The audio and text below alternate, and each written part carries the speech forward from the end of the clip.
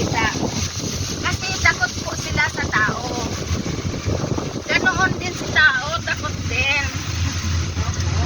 So sa ngayon, paminsan-minsan ang monkeys po, dito lang yun sa ating dinaraanan.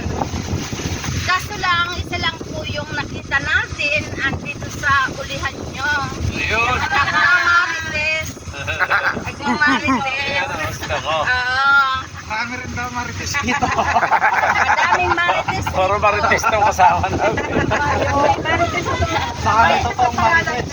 De, joke lang. Sa totoo lang talaga, paminsan-minsan dito lang sila.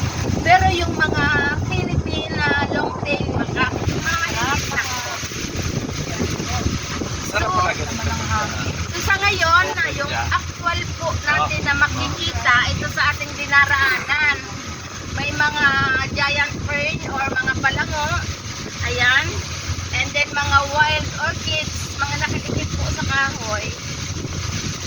And then mga iba't ibang klaseng baging.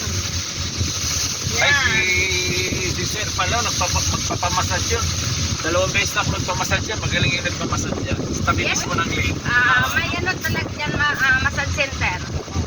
Ayun pala, tama-tama yung isa. Kagabi pa naghahanap ng massage yan. So, sa ngayon po, yung ating elevation dito is nasa 335 meters above sea level. Kaya parang nasa aircon na po tayo. Yan.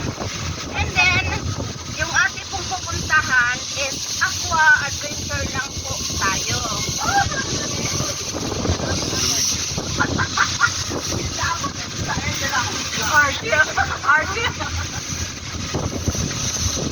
Pwede natin ikutin buong lake through kayak, through balsa, or bangka.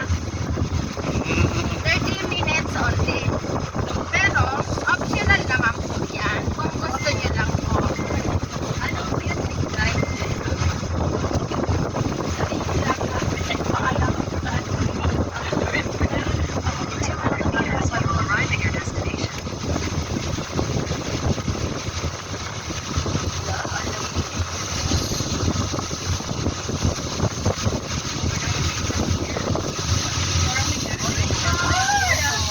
Yan. Ito na po yung pinaka-overview ng Bulusan Volcano. Up and down po yung viewing natin.